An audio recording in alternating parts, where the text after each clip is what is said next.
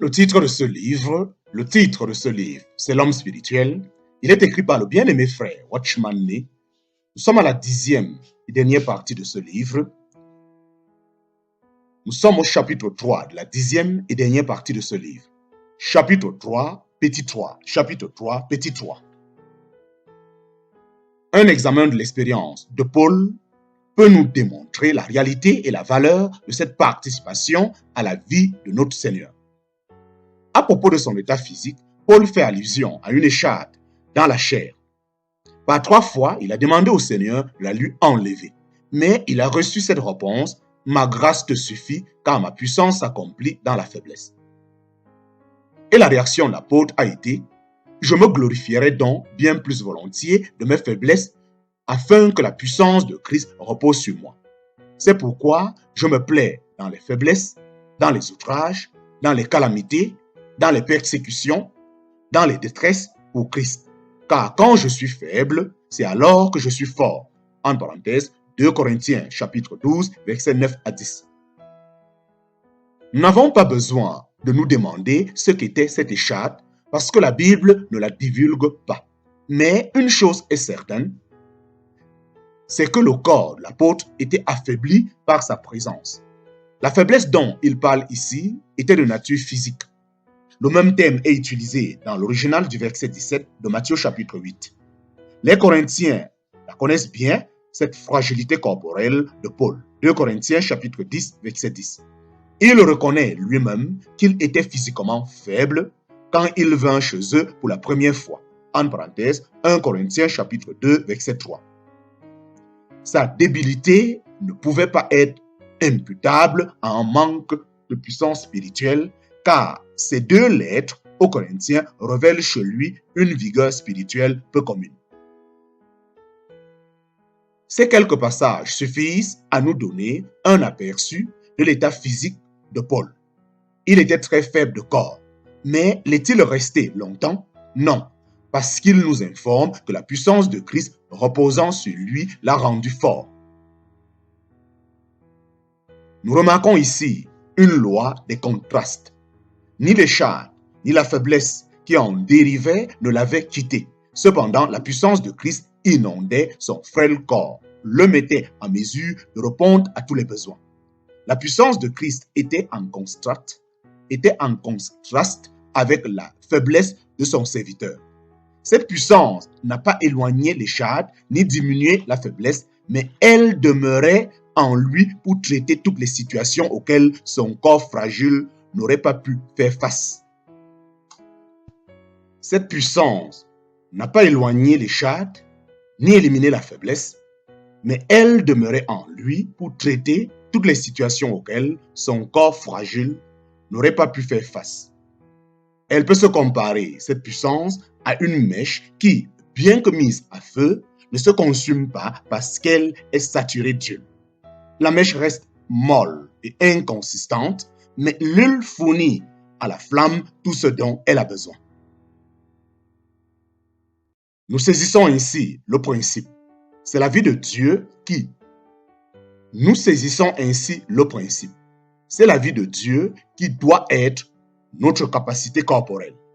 Elle ne transforme pas la nature de notre corps faible et mortel. Elle se borne à le remplir de toutes les ressources qu'il lui faut.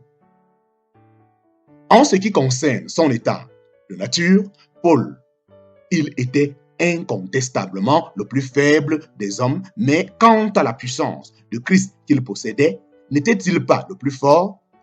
Nous savons comment il travaillait jour et nuit. Dépensant sans compter sa vie et son énergie, accomplissant une œuvre dont plusieurs hommes physiquement forts n'auraient pas pu venir à bout. Comment donc un homme aussi faible que Paul pourrait-il fournir un tel labeur si son enveloppe mortelle n'était pas vivifiée par le Saint-Esprit? C'est un fait établi que Dieu communiquait à Paul de la force corporelle. Comment le fit-il? Paul parle Paul parle de son corps quand il expose dans le chapitre 4 de la deuxième épître aux Corinthiens comment lui et ceux qui sont avec lui portent toujours dans leur corps la mort de Jésus, afin que la vie de Jésus soit aussi manifestée dans notre corps. Dit-il, car nous qui vivons, ajoute-t-il, nous sommes sans cesse livrés à la mort à cause de Jésus, afin que la vie de Jésus soit aussi manifestée dans notre chair mortelle. En parenthèse, versets 10 à 11 de 1 Corinthiens chapitre 4. Ou 2 Corinthiens chapitre 4, je précise. Ce qui doit retenir notre intérêt ici, c'est que ce verset 11,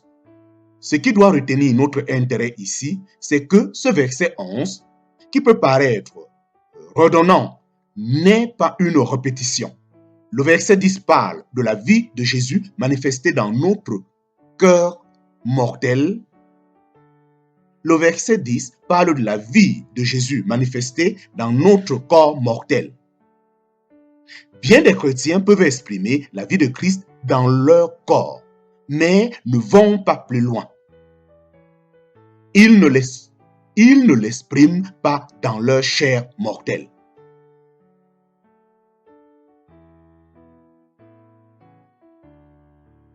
Car nous qui vivons, ajoute-t-il, nous sommes sans cesse livrés à la mort à cause de Jésus, afin que la vie de Jésus soit aussi manifestée dans notre chair mortelle.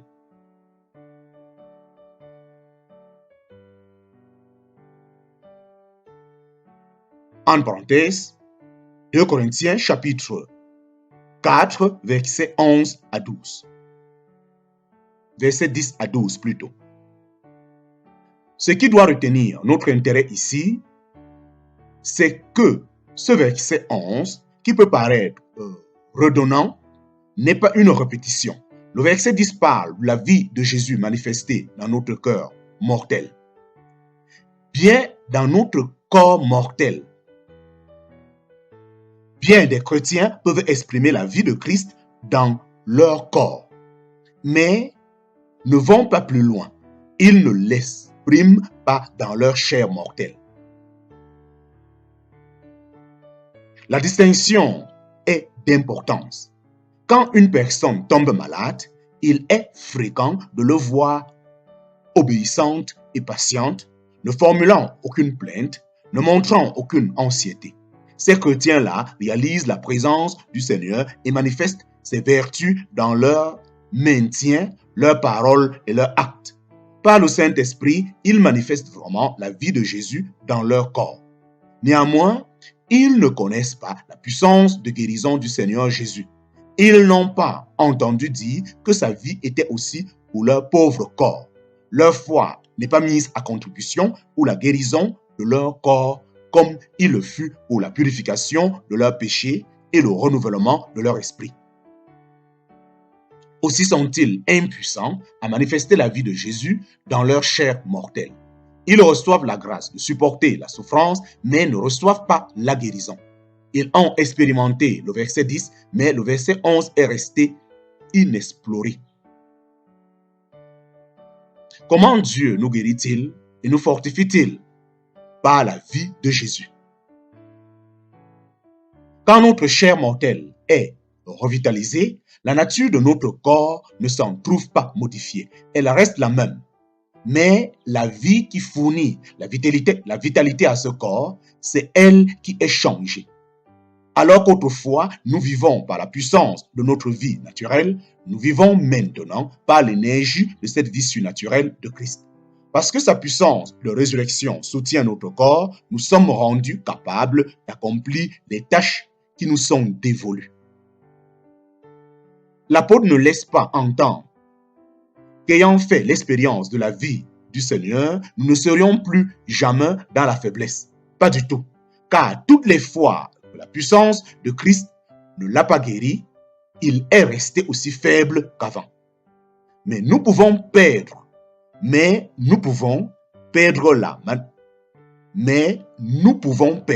la manifestation de la vie de Jésus par négligence, par indépendance ou à la suite d'un péché. Quelquefois, nous pouvons être affaiblis par une attaque des puissances de ténèbres, contre lesquels nous nous étions hardiment avancés. Ou bien nous pouvons tomber dans l'affliction ou le corps de Christ si nous sommes profondément engagés dans ses destinées. Mais ces deux cas ne se produisent que chez les personnes profondément spirituelles. Quoi qu'il en soit, d'une chose nous sommes certains, si faibles que nous soyons encore, ce ne serait jamais la volonté de Dieu que nous soyons des invalides incapables de travailler pour lui. L'apôtre Paul était souvent faible, mais l'œuvre de Dieu n'a jamais eu à souffrir à cause de sa faiblesse. Nous reconnaissons l'absolue souveraineté de Dieu, mais les chrétiens ne peuvent pas en tirer argument pour se dérober. Portant toujours avec nous dans notre corps la mort de Jésus, tel est le fondement de la vie de Jésus manifestée dans notre corps. En d'autres termes, notre propre vie doit être totalement reniée avant que la vie de Jésus soit manifestée dans nos corps. Nous voyons là l'étroite relation qu'il y a entre une masse spirituelle vidée de tout élément personnel et un corps en bonne santé.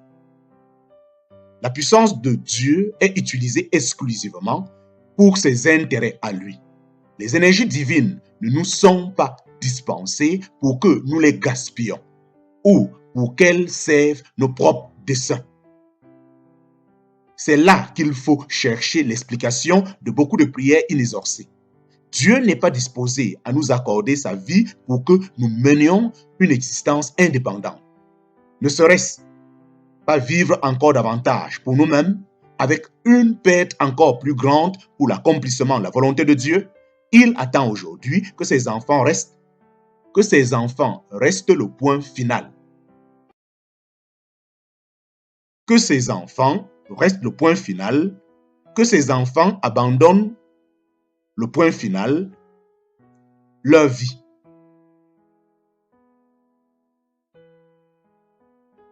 Mais alors seulement, il pourra leur accorder ce qu'ils cherchent. Dieu n'est pas disposé à nous accorder la vie pour que nous menions une existence indépendante. Ne serait-ce pas vivre encore davantage pour nous-mêmes, avec une perte encore plus grande pour l'accomplissement de la volonté de Dieu? Il attend aujourd'hui que ses enfants mettent un point final à leur vie. Alors seulement, il pourra leur accorder ce qu'ils cherchent.